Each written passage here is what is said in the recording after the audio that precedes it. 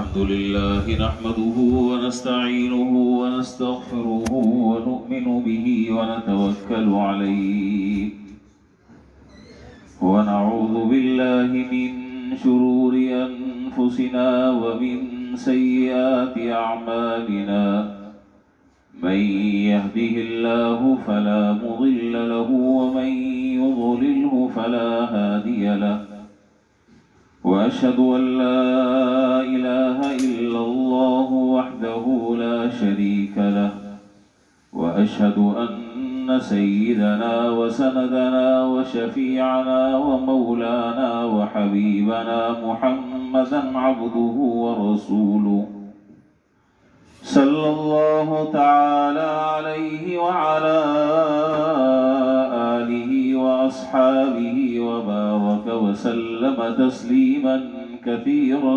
كثيرا.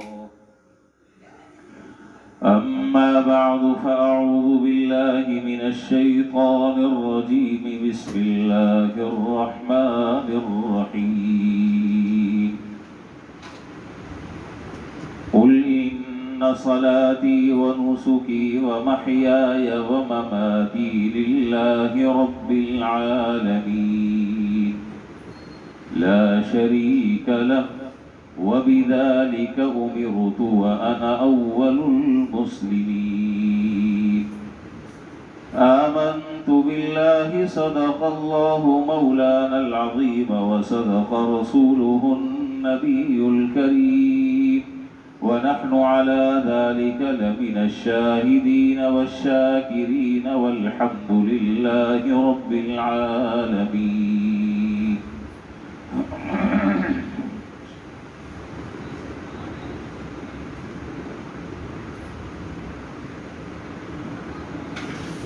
بزرگان محترم و برادران عزیز،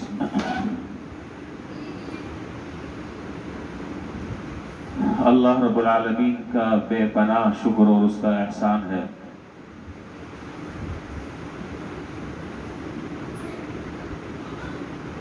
اس خداوند قدوس نے عید الاضحیٰ کی خوشیوں سے بھی ہمیں مالا مال فرمایا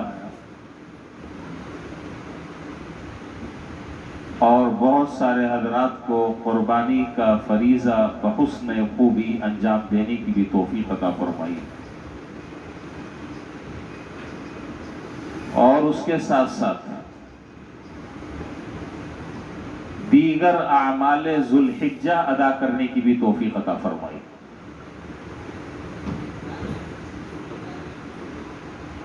اور حج جیسی اہم اور مقدس عبادت کی بھی آج تکمیل ہو گئی. جن لوگوں کو اللہ تعالیٰ نے حج کی توفیق عطا فرمائی ان کا حج بھی مکمل ہو گیا.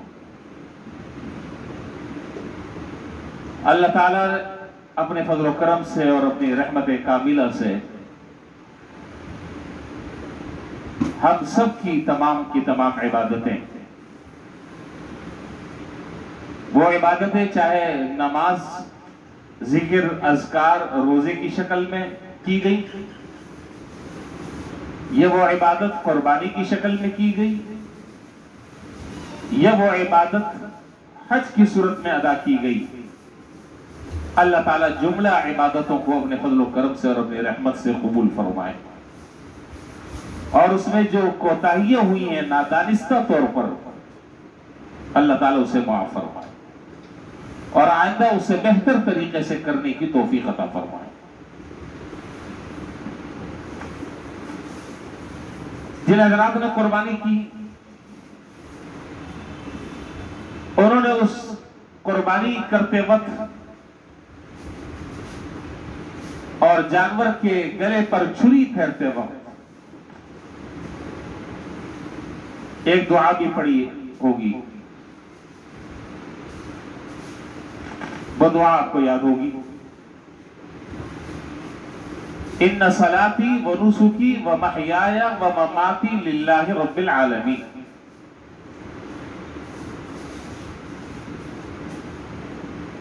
اور سنت طریقہ یہ ہے، جناب رسول اللہ صلی اللہ علیہ وسلم کا حکم یہ ہے کہ جب تم جانور کو ذبح کرو تو یہ دعا جو قرآن کریم نے بتلائی ہے یہ پڑھو۔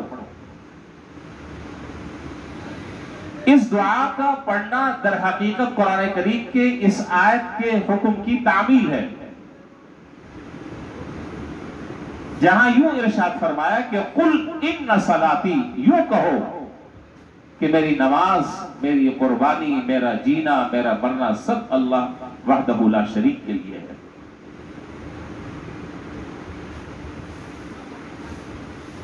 نماز کا اللہ تعالیٰ کے لیے ہونا، قربانی کا اللہ تعالیٰ کے لیے ہونا، یہ اتنی واضح بات ہے، 2 اور 2 4 کی طرح کہ اس میں تفصیل کی کوئی، میرا خیال میں نہیں سمجھتا کہ کوئی گنجائش ہو۔ ہر آدمی یہ سمجھتا ہے کہ نماز اللہ کے لیے ہوتی ہے، روزہ اللہ کے لیے ہوتا ہے، قربانی اللہ کے لیے ہوتی ہے، اور ان عبادات میں ذرا سا بھی اگر رائی کے دانے کے برابر بھی اگر ریاکاری کا شبہ پیدا ہو گیا، شہرت کا دل میں خیال آ گیا، سمعت اور ریا کے جذبات دل میں اٹھنے لگے، تو آپ کو معلوم ہے کہ اس کی ایک کوڑی کے برابر بھی اللہ تعالیٰ کی نظر میں کوئی حیثیت نہیں، چاہے وہ جانور کتنے لاکھوں کا آپ نے خریدا ہو، مہینوں آپ نے اسے پالا ہو، لیکن جہاں ذرا سا یہ خیال دل میں پیدا ہو گیا کہ لوگ کہیں کہ واہ واہ واہ واہ، لوگ تو واہ واہ کہہ دیں گے، آپ کی شہرت بھی ہو جائے گی، آپ کا نام کا چرچا بھی ہو جائے گا علاقے میں، لوگ بھی کہیں گے کہ دیکھو کیسا بہترین جانور لایا، کیا شان اور کیا آن، لیکن اس قربانی سے جو اصل مقصود ہے وہ حاصل نہیں ہوا۔ تو نماز بھی اللہ تعالیٰ کے لیے ہوتی ہے، ہر آدمی جانتا ہے، اور قربانی بھی اللہ تعالیٰ کے لیے ہوتی ہے، ہر آدمی سمجھتا ہے، اور میں نے جیسا کہ عرض کیا کہ ان عبادات میں نماز ہو، روزہ ہو، ذرا سا بھی اگر ریاکاری کا شبہ پیدا ہوا تو حدیث میں اس کو شرک کے برابر قرار دیا گیا ہے۔ چنانچہ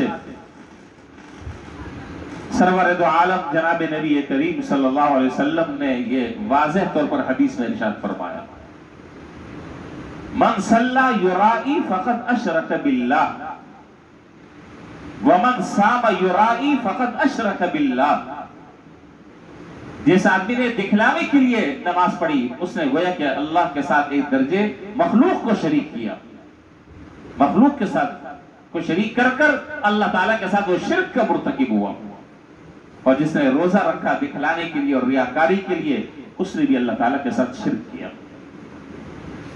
بہرحال تو اس آیت مبارکہ میں جو 4 چیزیں بیان کی ان میں سے 2 چیزیں تو قابل وضاحت نہیں ہے، وہ ہر آدمی جانتا اور سمجھتا ہے، اس کو تفصیل سے اس وقت بیان کرنا مقصود نہیں ہے۔ نماز بھی اللہ کے لیے، قربانی بھی اللہ کے لیے، یہ تو بات کنفرم ہو گئی۔ اب آگے جو 2 باتیں الگ سے اللہ تعالیٰ بیان کر رہے ہیں، ان باتوں کے بیان کرنے سے مقصود کیا ہے، اور یہ موقع کون سا ہے ان 2 باتوں کے بیان کرنے کا، اس کی ضرورت کیا پیش آئی، اس کا داعیہ، اس کا محرک کیا بنا۔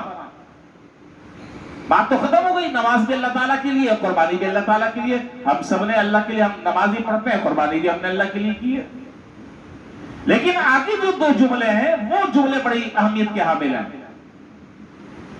اور اسی طرف آپ کی توجہ مجھے مبذول کرانی ہے۔ آگے فرمایا، ان صلاتی و نسکی و محیای و مماتی للہ رب العالمین، میرا جینا اور میرا مرنا بھی اللہ کے لیے ہے۔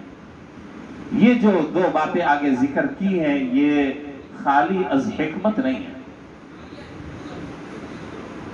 اور ان 2 باتوں میں جو بات بیان کی جا رہی ہے اللہ تعالیٰ مجھے صحیح طرح سمجھانے کی توفیق عطا فرمائے، اور آپ سمجھ جائیں जिंदगी की काया पलट जाए। अल्लाह करे मैं आपको बात सही तरह समझा सकूं। जिंदगी की काया पलट जाए, जिंदगी में इनकलाब बर्पा हो जाए। मेरा जीना भी अल्लाह ताला के लिए।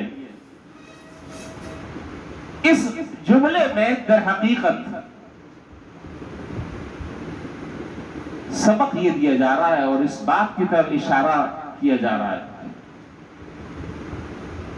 कि देखो अल्लाह रब्बुल आलमीन ने जो तुम्हें जिंदगी अता फरमाई है, पैदा होने के बाद से लेकर मरने दम तक के जितनी भी हर आदमी की अपनी तबई उम्र हुआ करती है,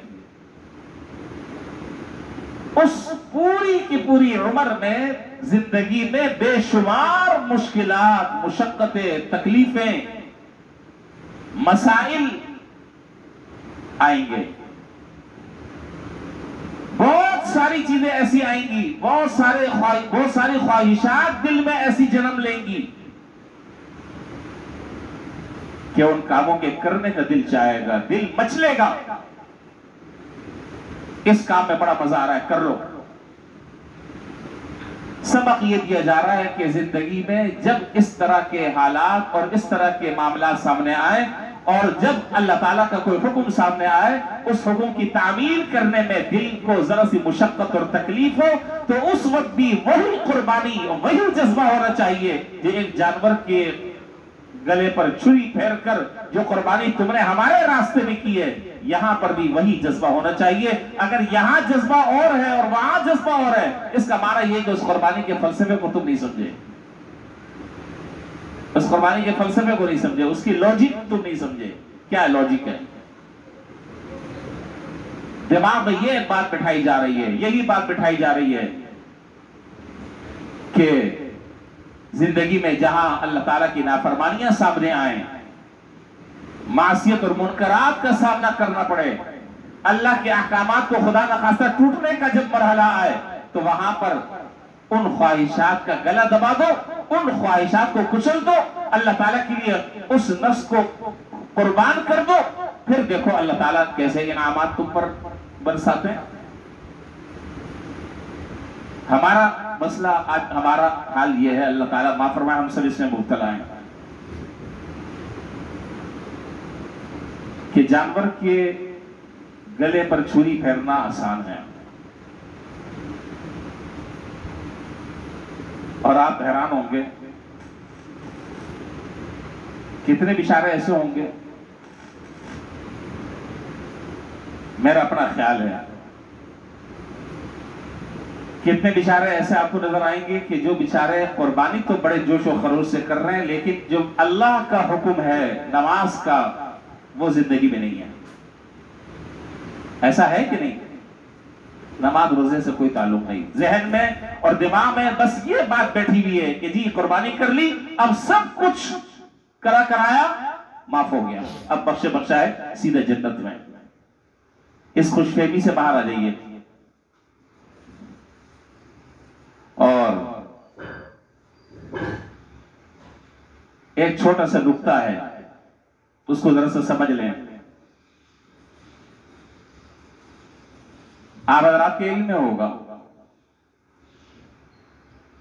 नमाज का कुरान करीम में कितनी जगह हुक्म आया? कितनी जगह? 500 के करीब तकरीबन कुरान करीम में मुख्तलिफ जगहों पर अल्लाह ताला ने नमाज का हुक्म दिया है। और यह हुक्म किसके जरिए आया? यह हुक्म किसके जरिए आया? यह हुक्म कौन लेकर आया? हजरत जिब्रील सलाम लेकर आए। ऐसे ही है, हजरत जिब्रील सलाम लेकर आए। और यह हुक्म बेदारी की हालत में आया है या ख्वाब और नींद की सूरत में? बता नहीं रहे। बेदारी की सूरत में आया, वही बेदारी की सूरत में। तो आप अंदाजा लगाएं कि 500 मरतबा, 500 के करीब लगभग अल्लाह ताला नमाज का हुक्म दे रहे हैं, हालत बेदारी में हुक्म दे रहे हैं। हज़रत जिब्रील अलैहिस्सलाम को के जरिए यह हुक्म सराहतन आ रहा है, उसको तो हमने एक तरफ रख दिया।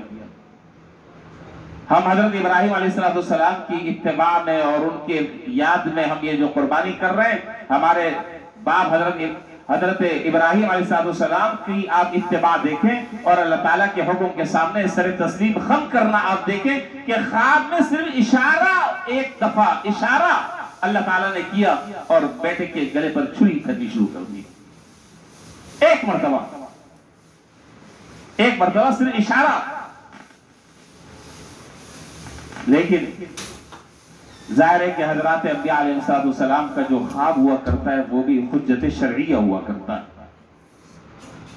وہ ہمارا جیسا خواب جو ہے وہ اضغاث احلام کے قبیل سے نہیں ہوتا کہ دن بھر جو کچھ کام کرتے رہتے ہیں رات کو خواب میں نظر آتا رہتا ہے.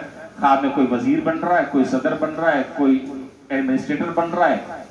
خوش ہوتے رہو، جب آدمی آنکھ کھولتی ہے تو پتہ چلتا ہے اسی بستر پر ہے. حضرات انبیاء علیہ السلام کا جو خواب ہوا کرتا ہے وہ حجت شرعیہ ہے. ایک مرتبہ سے خواب میں اللہ تعالیٰ یہی بات، یہی سبق، یہی جذبہ، یہی ذہن میں بات ہمارے بھی بٹھانا چاہ رہے ہیں کہ میرے جس طرح خلیل اور میرے جس طرح دوست کی پوری زندگی آزمائشوں سے، مشکلات سے، امتحانوں سے، ابتلاعات سے عبارت ہے، اور کسی موقع پر بھی میرے اس دوست نے میرے کسی بھی حکم کے بارے میں مجھ سے سوال جواب نہیں کیا، کبھی بھی ہیل حجت نہیں کی، کبھی بھی یہ نہیں کہا کہ جی یہ حکم آپ کیوں دے رہے ہیں. آج تو ہمارا معاملہ ہے کہ ذرا سی اگر تعلیم ہو، ذرا سے اگر تعلیم اگر آدمی حاصل کر لے تو فوراً دماغ جو ہے وہ الٹا چلنا شروع ہو جاتا ہے. حالانکہ سیدھا چلنا چاہیے، دماغ الٹا چلنا شروع ہو جاتا ہے. میں یہ بات حقائق کی روشنی میں کر رہا ہوں. وہ نہیں ہے جو وحی الہی کے ذریعے آیا، وہ علم وہ نہیں ہے جو قرآن اور حدیث سے ہمیں حاصل ہوا. نہیں، بس ذرا سی 2-4 معلومات اگر لے لی، اب اس کے بعد جو ہے اب وہ میں نے کہا دماغ الٹا چلنا شروع ہو جاتا ہے. کیسے الٹا چلتا ہے؟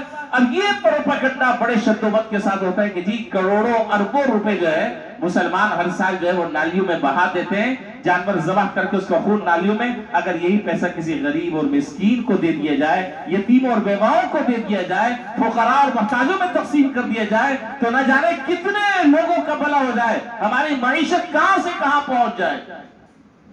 کیا ضرورت ہے ان کاموں کے کرنے کی؟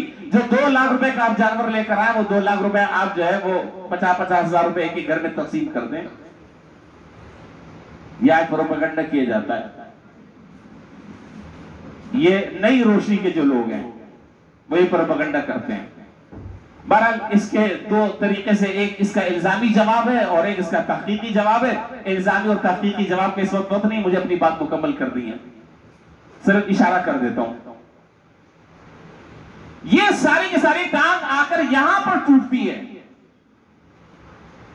آپ اپنے بیٹے اور بیٹی کے شادی میں اور ولیمے میں اور جہیز میں اور دوسرے معاملات میں آپ کروڑوں روپے خرچ کر دیتے ہیں. وہاں آپ کے ذہن میں یہ بات کیوں نہیں آتی کہ یہ پیسہ غریبوں پر خرچ کر دیا جائے؟ یہ ساری ٹانگ آ کر یہی کیوں ٹوٹتی ہے؟ اسلام نے جو ہمیں احکامات دیے ہیں، شریعت نے جو ہمیں احکامات دیے ہیں، ان احکامات کی بجا آوری میں کیوں تشکیک میں آپ مبتلا ہیں؟ آپ یہ جو عیاشیاں لگی ہوئی ہیں اور آپ جو گلچھڑے اڑا رہے ہیں، وہاں جو پیسہ آپ پانی کی طرح خرچ کر رہے ہیں، وہاں یہ دل میں خیال کیوں پیدا نہیں ہوتا کہ یہ کام تو سیدھے سادے طریقے سے اس طریقے سے بھی ہو سکتا ہے، یہی پیسہ غریبوں کو دے دیا جائے، فقیروں کو، یتیموں کو دے دیا جائے. نہیں، وہاں نہیں کر رہا ہے. وہاں تو وہی کر رہا ہے جو ہمارا دل چاہ رہا ہے. آج آپ کو قربانی پر اعتراض ہے، کل آپ جو ہے وہ نماز پر اعتراض کر لیں گے، پرسوں آپ روزے پر اعتراض کریں گے. تو اسی طریقے سے کرتے کرتے تو دین کا حلیہ ہی بگڑ جائے گا.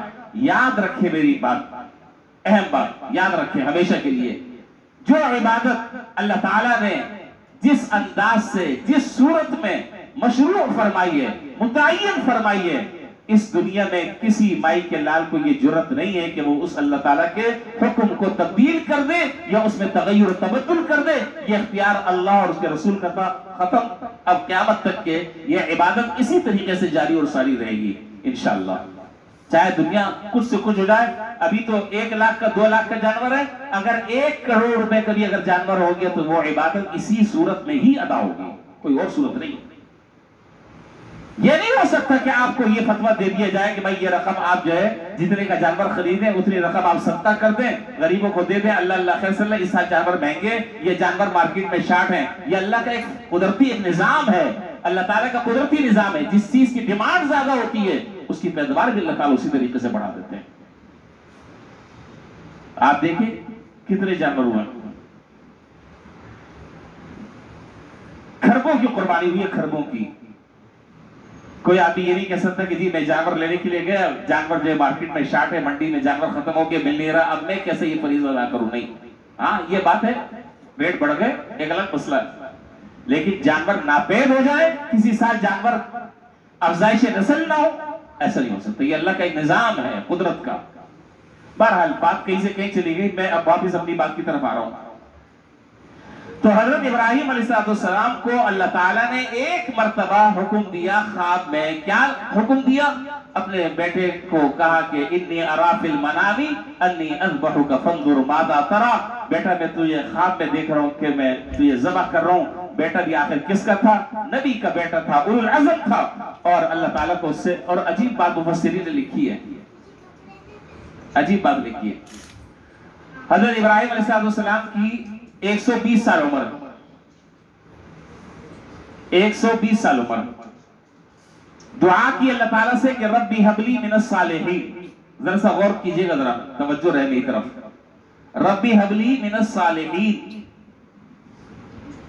اے اللہ مجھے نیک صالح اولاد عطا فرما دے۔ جواب جو ہے وہ سوال کے مطابق نہیں ہے، جواب کچھ اور دیا ہے، کیا دیا؟ فبشرناہ بغلام حلیم، یعنی صالح بیٹے کی دعا مانگی جا رہی ہے اور جواب مل رہا ہے کہ ہم آپ کو حلیم بیٹا عطا کریں گے۔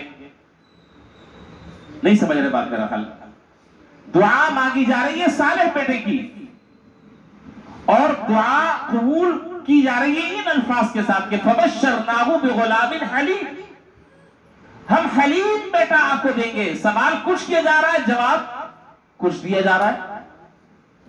تو حضرات مفسرین نے فرمایا کہ اس میں اشارہ اس بات کی طرف ہے کہ اللہ تعالیٰ یہ فرما رہے کہ یہ جو حلیم، یہ جو ربی حبلی من الصالحین، صالح بیٹے کی جو آپ دعا کر رہے ہیں، وہ بیٹا صالح تو ہوگا، صالح ہونے کے ساتھ ساتھ وہ حلیم بھی ہوگا، اور حلیم ہونے کا لفظ یہ بتلا رہا ہے کہ آپ کی اور اس بیٹی کی زندگی میں آگے بڑی آزمائش آنے والی ہے، آپ کی اور آپ کے اس بیٹے کی زندگی میں بڑی آزمائش آنے والی ہے۔ اتنی خوفناک آزمائش، اتنی خوفناک آزمائش، ہماری دنیا کا دستور یہ ہے کہ آدمی صبح سے لے کر شام تک کے اپنی پورا وقت، اپنی پوری زندگی اپنی اولاد کے لیے قربان کر دیتا ہے، اور یہاں اولاد کو قربان کیا جا رہا ہے اللہ تعالیٰ کے نام پر۔ بھائی ہم تو یہی کرتے ہیں نا، کماتے ہیں، بناتے ہیں، سب چیزیں کس کے لیے کرتے ہیں؟ اولاد کے لیے کرتے ہیں، اولاد کا اسٹیٹس ہائی ہو جائے، اس کی معاشی حالت بہتر ہو جائے، سب کچھ اس کو قربان کر دیتے ہیں۔ اور یہاں صورتحال یہ ہے کہ یہاں حضرت ابراہیم علیہ السلام اپنے اس لخت جگر ہی کو اللہ تعالیٰ کے لیے قربان کر رہے ہیں اور لٹا دیا۔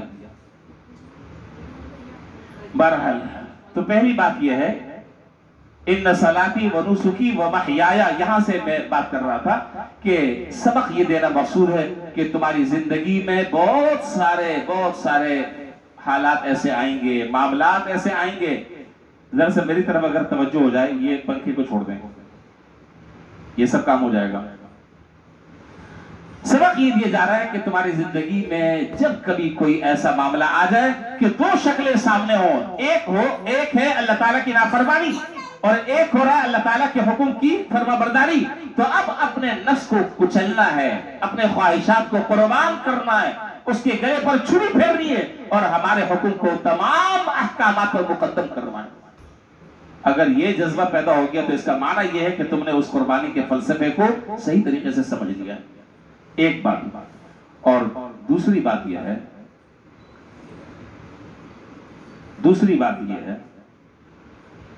کہ جب اللہ تعالیٰ کا حکم آ جائے، پردے کا حکم ہو، داڑھی کا حکم ہو، نظریں بچانے کا حکم ہو، کانوں کی حفاظت کا حکم ہو، آنکھوں کے بچانے کا حکم ہو، روزے کا ہو، نماز کا ہو، حج کا ہو، فطرے کا ہو، صدقے کا ہو، جب کوئی حکم ہمارا آ جائے تو بس اب اس حکم کے نتیجے میں اس کی کوئی علت تلاش کرنے کے پیچھے مت پڑو، اس کی حکمت اور مصلحت کے در پہ نہ ہو.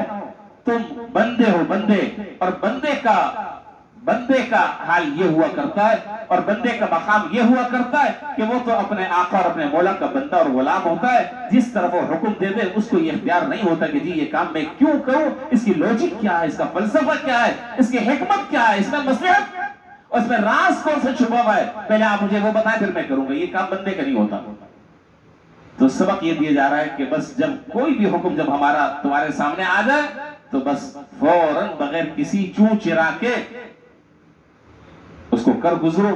یہ ہے پورے کے پورے دین کا خلاصہ اور پورے کے پورے دین کا نچوڑ کہ دین نام ہے اللہ اور اس کے رسول کے حکم کی اتباع کا. دین نام ہے اللہ اور اس کے رسول کے حکموں کی اتباع اور پیروی کا. اور اس کی ہمارے ہاں خارج میں اتنی مثالیں ہیں کہ میں آپ کو مثالیں دیتا رہوں گا، بات ختم نہیں ہوگی. بس یہ اصولی باتیں جو ہے وہ میں نے عرض کر دی. قربانی کا جو اصل فلسفہ ہے وہ یہ ہے کہ اللہ تعالیٰ کے حکم کی فوری طور پر اتباع کی جائے، اللہ تعالیٰ کا حکم مانا جائے، اپنی نفسانی خواہشات کو کچلا جائے اور تمہارے اندر ایثار کا جذبہ پیدا ہونا چاہیے، مخلوق خدا کی خدمت کا جذبہ پیدا ہونا چاہیے، ایک دوسرے سے بڑھ چڑھ کر آگے بڑھنے کا جذبہ پیدا ہونا چاہیے. یہی اس قربانی سے سبق سکھلانا مقصود ہے.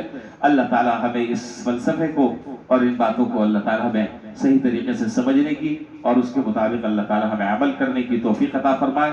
آخر میں ایک ضروری اعلان ہے، اس کے بعد بس بات انشاءاللہ میں ختم کر رہا ہوں. یہ درخواست بہت ہی ہمدردانہ برادرانہ آپ سے میری التماس ہے اور انتظامیہ کی طرف سے یہ ایک اعلان ہے، اور اس اعلان سے صرف میں متفق نہیں بلکہ 100%، 101% میں متفق ہوں، اور یہ میری اپنی بھی دل کی آواز ہے. آپ کے علم میں ہوگا کہ جس طریقے سے یہ وبا پھیل رہی ہے اور بہت تیزی کے ساتھ پھیل رہی ہے، آج کوئی آدمی بھی اس حقیقت کا انکار نہیں کر سکتا. پہلے تو ہم یہ کہتے تھے نا ڈرامہ ہے، پہلے ہم یہ کہتے تھے ڈرامہ ہے. آج وہ ڈرامہ کہنے والے اللہ معاف کر رہا ہے، بیچارہ خود مبتلا ہے. آپ ذرا سے باہر جائیں، اسپتالوں کی ذرا صورتحال دیکھیں، کیا صورتحال ہے، بیڈ نہیں ہے، بیچارے مریض تڑپ رہے ہیں، سفارشات لگا رہے ہیں، فون کروا رہے ہیں، ایک بیڈ مل جائے. اللہ تعالیٰ ایسے وقت سے پناہ میں رکھے ہم سب کو اور اللہ تعالیٰ حفاظت فرمائے. میری درخواست آپ سے یہ ہے کہ احتیاطی تدابیر جو ہے ہم اختیار کریں. ذرا سی اگر ہم احتیاط کر لیں، دیکھیں جو مقدر میں وہ تو ہوگا، ہم مقدر کو نہیں ٹال سکتے، لیکن اپنے آپ کو خودکشی کر کر ہلاک کرنے کا حکم نہیں ہے. اپنی جان کا تحفظ ہے. ہمیں آپ کی جان عزیز ہے، اپنی جان بھی عزیز ہے، آپ کی جان بھی عزیز ہے. دیکھیں آدمی جانور لاتے ہیں نا، قربانی پر ابھی جانور لے کر آئے ہم، ہفتہ 10 دن کوئی آدمی پہلے لے کر آتا ہے، کوئی 4-5 دن پہلے لے کر آتا ہے، اس کے ساتھ آدمی کھلاتا ہے پلاتا ہے، ایک انسیت ہو جاتی ہے، ایک محبت ہو جاتی ہے.